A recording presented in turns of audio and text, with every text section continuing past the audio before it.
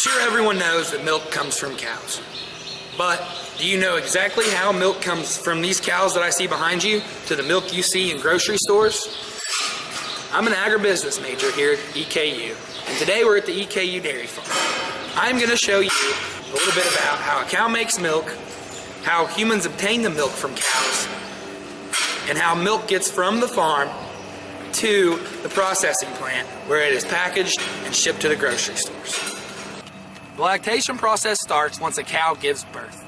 Once a cow gives birth, the calf is taken and kept in a hut where it will be fed nutrients and maintain a safe environment until it is old enough to be put in a lot on its own. This is done to ensure that no pathogens are spread from the calf to the cow, because as you can see, this little guy loves to lick, and the more a calf licks on the barn, the more chances it has to spread germs, mastitis, and other pathogens to the cow, because the cow is the most vulnerable when it has just given birth.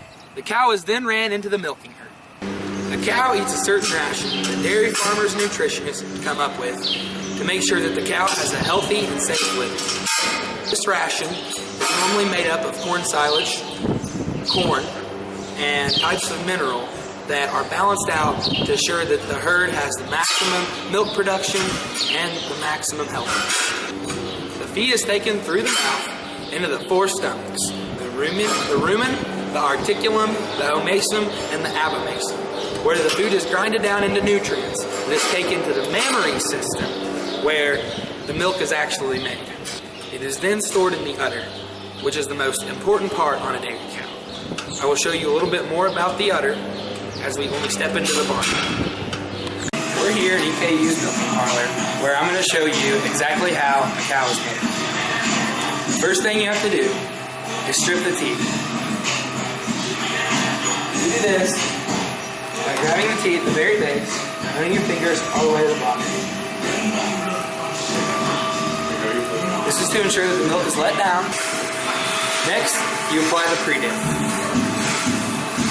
This is done to disinfect the teeth and also to clean the teeth of any dirt or foreign materials. Next, swipe the teeth free of any foreign materials, dirt, or treatment. Once the teeth are clean, you're ready to put the milkers on. When you put the milkers on, you're going to start the suction.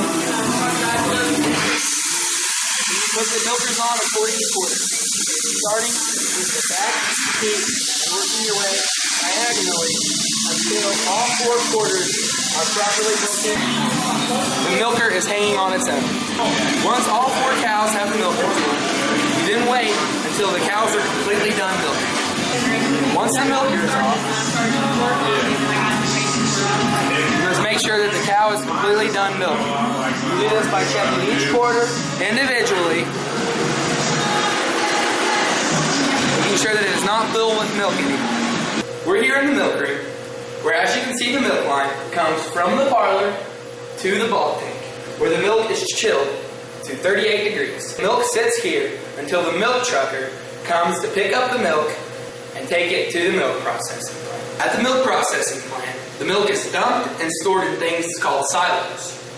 The milk is taken from the silos by scientists to be tested for antibiotics and bacteria. If the bacteria count is too high, or if there is any antibiotics present, the milk is dumped and the farmer is made to pay the loss.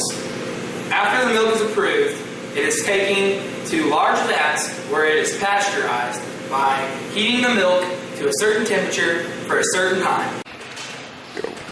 After the milk is pasteurized, it is then packaged and shipped to the grocery store for people to enjoy. I have shown you today how cows make milk, how humans obtain the milk from cows, how milk is taken from the farm to the processing plant and is packaged into gallon containers for us to consume.